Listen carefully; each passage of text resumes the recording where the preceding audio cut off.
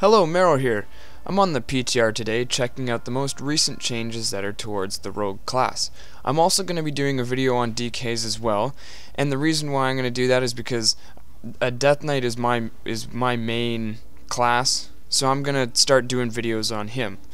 Anyway, to start off, for combat, Blade Fury now cleaves 4 additional targets for 25 damage. This is down from 1 additional target.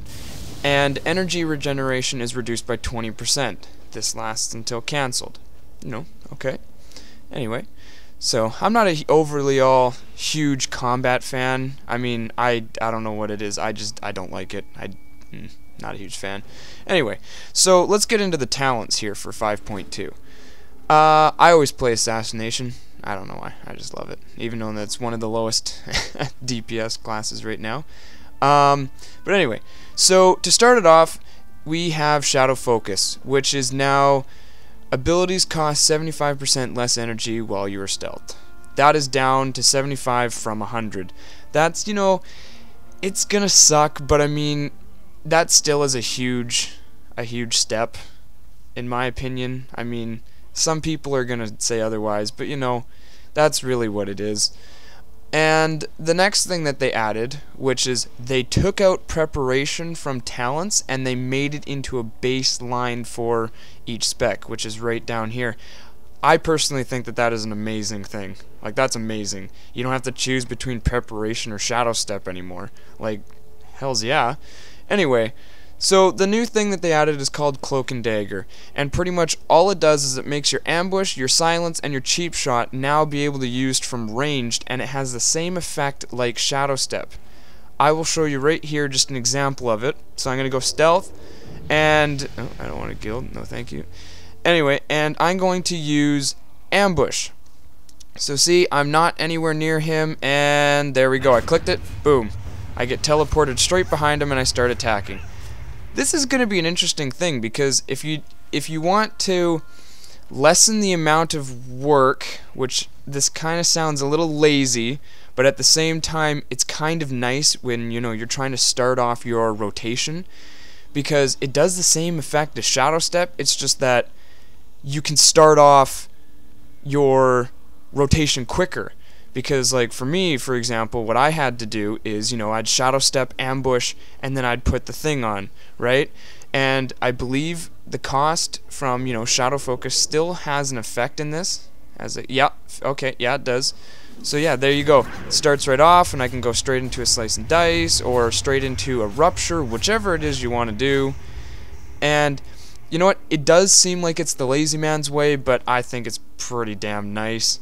The only time I can see Shadow Step overcoming this is in a case where, say, let's use PvP for example, or actually yeah, let's go with PvP. Say you want to sneak up on somebody but you don't want to come out of stealth. That's where I would see Shadow Step coming in use. Anyway, or actually another thing for PvE side of it is if you want to get behind the boss but you don't want to pull it before the tanks get there. There's another thing.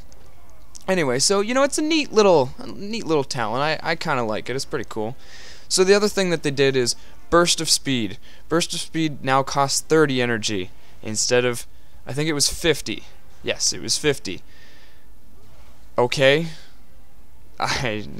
So I guess. I mean, the only time I've ever used it was when I was running somebody through a dungeon, I think is what it was, and I had to catch up to them.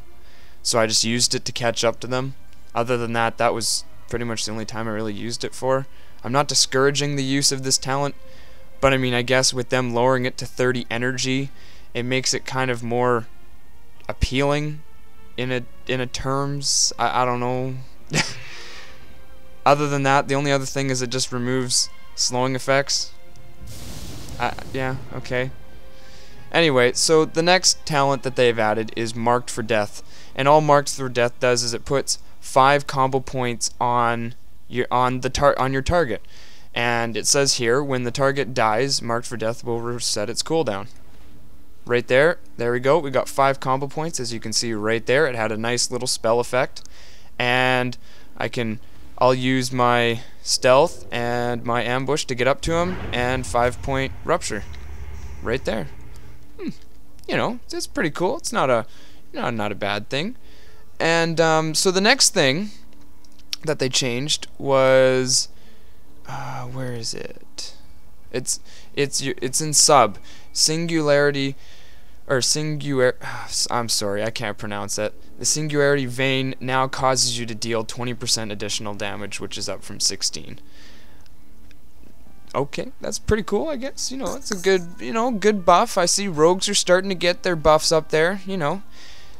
Some of these changes are definitely going to help us in terms of, PvP, because, we are one of the squishiest classes. I know when I'm on my DK and I see a rogue, it's like, come here, I'm going to get you. But anyway, so towards the glyphs, however, there's no change, at least that I've noticed. I didn't see anything in the patch notes about any changes towards our glyphs. They're all pretty much the same.